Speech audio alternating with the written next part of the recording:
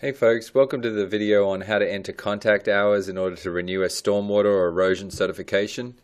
This assumes that you already have a password and an email address to get into CATS. If you're a current certificate holder and you don't have a password for CATS, go check out the Find My Profile video. Okay, the Find My Profile video will get you in. Alright, so we're going to go ahead and log in. On my profile here, you'll notice that I have two certificates. I have Erosion Inspector and Stormwater Program Administrator with different expiration dates. In order to enter contact hours for either one of these, I would just click this Recertify button. You can click it here, here, or even up there, it doesn't matter. It takes you to the same place, and on this page it lists all your certifications. It also lists the expiration date for it, and it gives you some important information underneath it. So for my Erosion Inspector certificate that expires in May 2015, any courses taken between May 2012, 3 years prior to the expiration date, can be applied. Cool. So I'm going to go ahead and click Record Hours here. And let me go ahead and put in a course.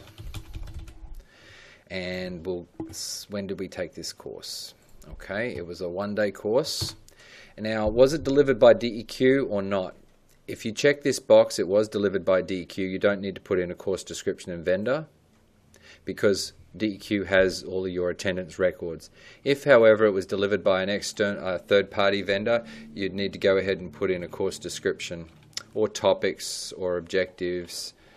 So the description goes, okay, and who delivered this course?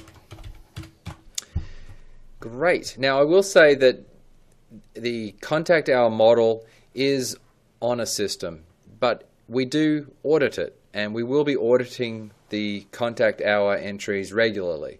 So please make sure that you can justify how this particular course is relevant for this certification, and that you can prove that you were there, either through a certificate or a roster or something, because you may be asked, how is this course, how do you think this course is relevant, and show me proof that you were there. So that's entering one course here against this certificate.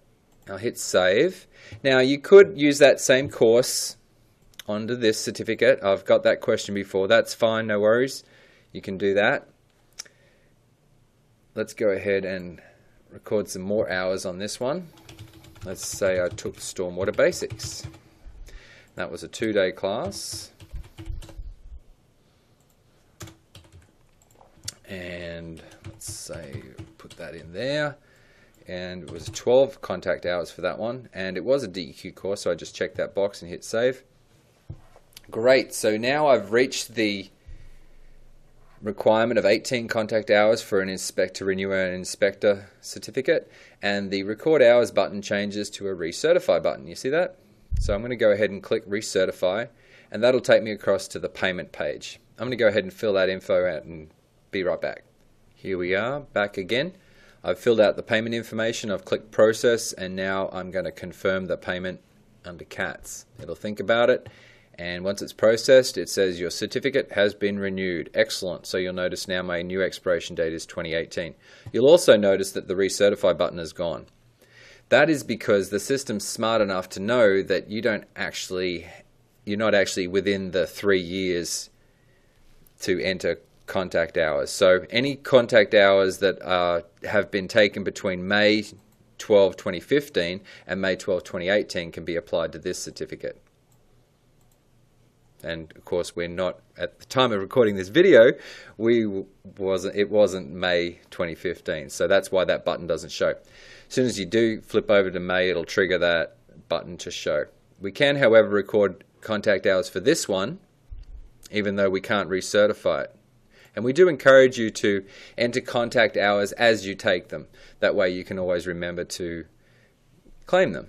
Okay, so for this one, it says courses taken between 12/25/2014 and the expiration date can be applied. Okay, so that we're in between that period, so I can record hours for this one.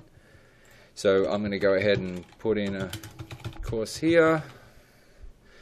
Let's say it was then It was a DQ course, and let's just say for argument's sake it was 12 contact hours. I hit save. Now, I have met the criteria for this recertification, but because I'm not within the 1 year of the expiration date, there's no recertify button.